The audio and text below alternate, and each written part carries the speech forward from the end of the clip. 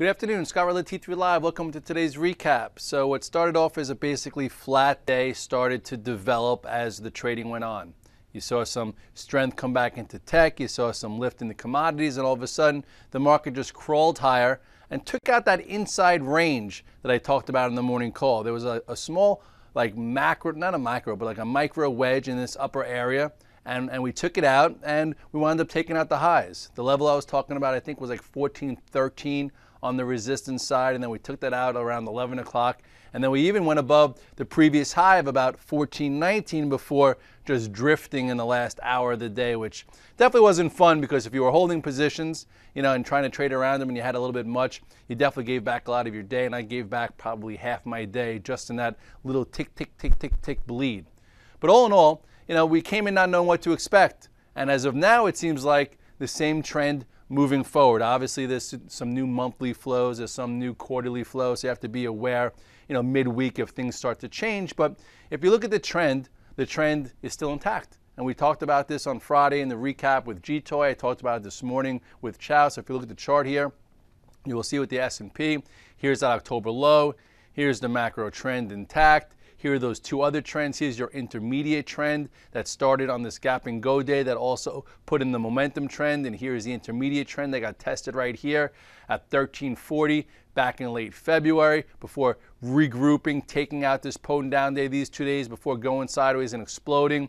Here is your 1, 2, 3 down with G-Toy called you 1 potato, 2 potato, 3 potato before going higher. Then it actually happened again. If you look right here, this is where it pierced this more momentum trend. And then this was an area to get a little bit, I would say, skeptical or maybe a little more flat, but also an area that on the third down day you cover, which we did talk about on Thursday. And now we're 3 days up and we took out this little 1419, but we closed a little bit off the highs. Nothing too much to report except for this overall trend continues. So the question is today, if you came in with short in the brain, what could you have seen to switch gears a little bit?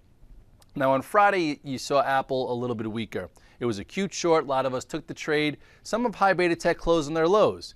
Google closed on the lows. Amazon closed on the lows. Netflix closed on the lows. Apple closed on the lows. So there was some, ideas or an inclination to be a little bit short. But if you just if you chose which, like one, and instead of a basket of all of them, you definitely got a little hurt because some things were down big. Amazon was downgraded, down 5. It paid you for being short. Google was down 3 or 4. You had a Q trade there. Netflix a Q trade. And Apple gapped up. And the question was, what was going to happen here? And I talked about a plan in Apple saying, if the Apple bears, or if we just have a little correction, I can't even call an Apple bear. I've never seen one before, rightly so, that Apple should not reclaim its 10-day. If it reclaims its 10-day moving average and you have short in the brain, get away from it. Because then all of a sudden it negates the power of Friday or even just a small weakness to the down move Friday. And then especially if it takes out 607.50.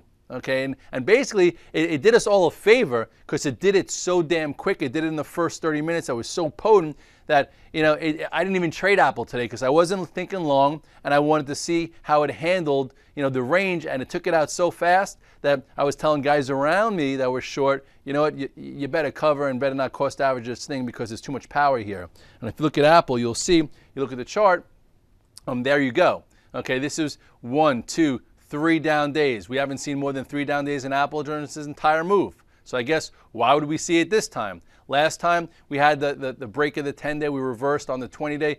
This time, it broke the 10-day and engulfed it right away. Right away, if you didn't cover when it broke above at least, Friday's high, I think you have to reevaluate your game plan because then you're really not doing the right thing. You're just having an opinion because for me, I would have said 604 to this low here, which was about 607. I actually said 606. That was the area that they should not have been able to get above. That if resistance was really resistance, it would have stopped the trade. Meanwhile, it blew right through and closed on the high. So now if you were short from Friday and you just rolled it up, you're not going to sleep too well tonight because we take out this 621.45.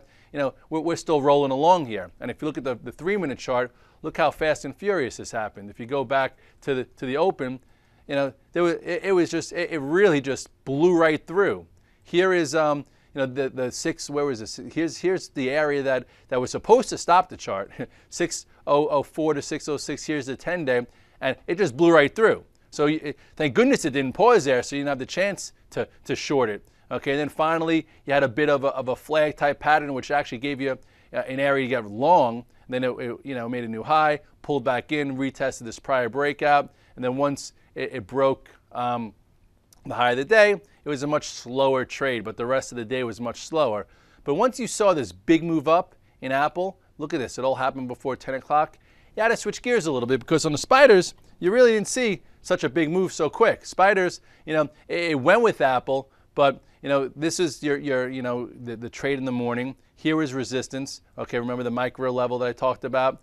Here is 141. Traded above it, retested it, and then if you didn't cover, okay, basically, or you didn't get long, because a lot of people weren't thinking so bullish today, but here was your trade through the prior resistance, came back, retested. It showed you power because it was able to get actually through it.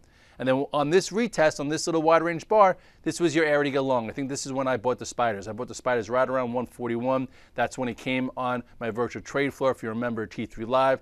And then this is where you could have added above the morning high of 141.20.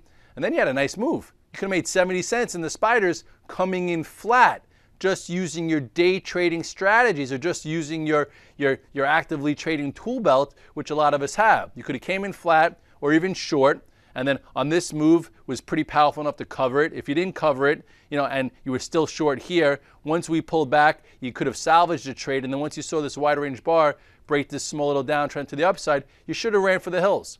Or lastly, right here, okay, and you should not have been rolling it up past there, even though we did come off a little bit at the end of the day. So with that said, a lot of stocks just took things in stride. Okay, the banks held the upper ranges. If you just quickly roll through, you look at the XLF, you go to the daily chart, still in this upper range, holding the 10-day, looking like it wants to break above resistance. JP Morgan still looking good, still holding the 10-day. Hasn't broken above this area yet, but it looks like it's ready to go. Doesn't look much different than we've seen here.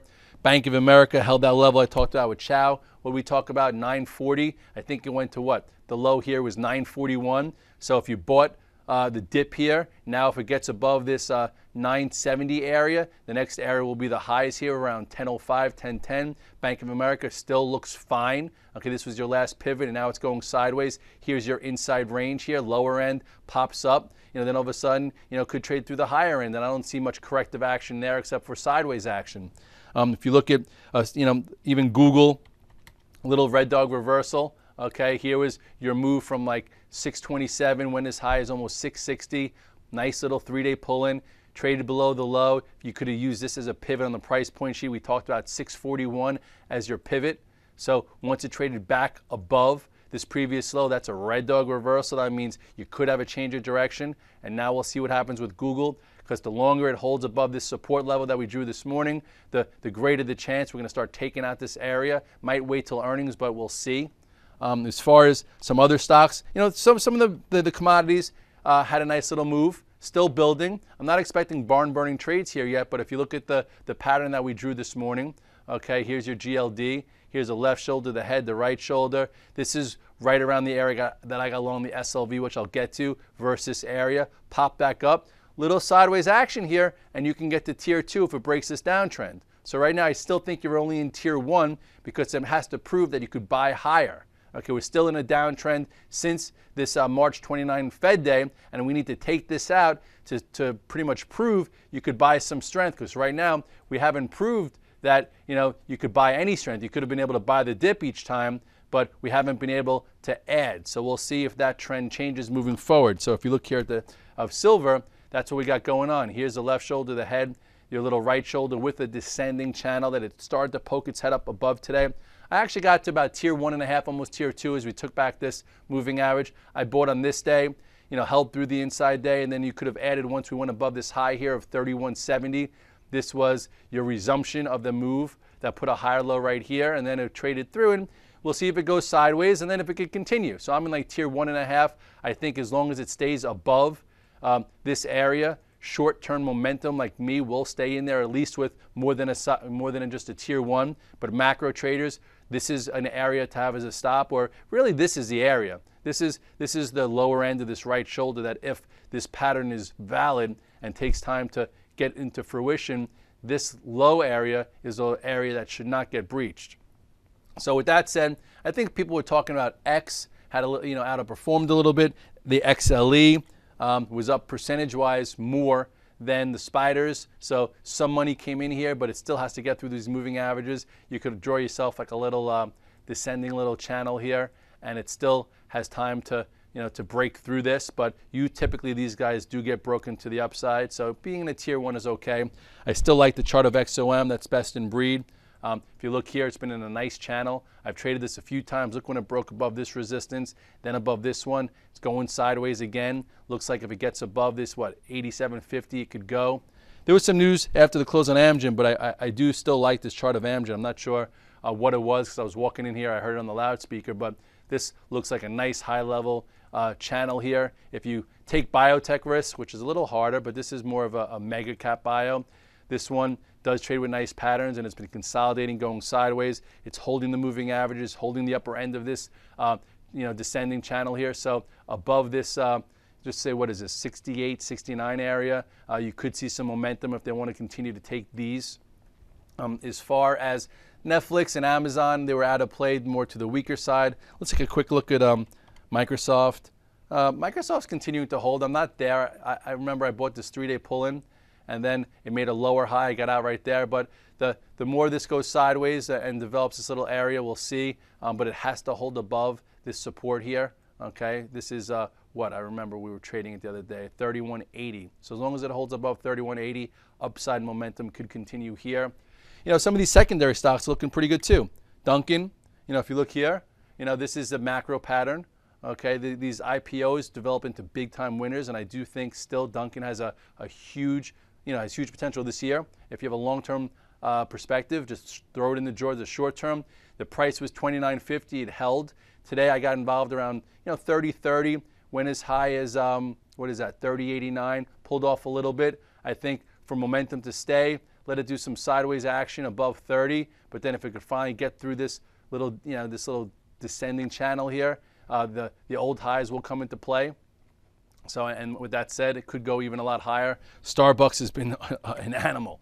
Unfortunately, I got rid of this trade way too early. This is when Jill and I went over it. Look at this. This was her, I think, her fly option or whatever she calls it, meaning just straight up bullish. And I think I played it for this day and I sold the rest here. Thought I was doing great once it went sideways, but then look at the move. And now you want to talk about continuation moves. Here you go, right? Here's your little pullback, tested the 10-day, halfway in, of that last little rally bar, and then triggered a little bit above this recent little resistance. So still moving higher, still no top there. I don't think I hear anybody shorting it, but I don't know how many people are actually still long it because I know I'm not. So at this particular point, you also have a few little guys. This RE is just getting a little annoying actually, or REN, I'm sorry. You look at the chart here, and I think just one of these days it's going to get going. I don't know what it's going to take, but someone's accumulating this thing, in this inside range here. So I'm long some. I don't like the way it pulled off at the end of the day, but whatever, I'll live.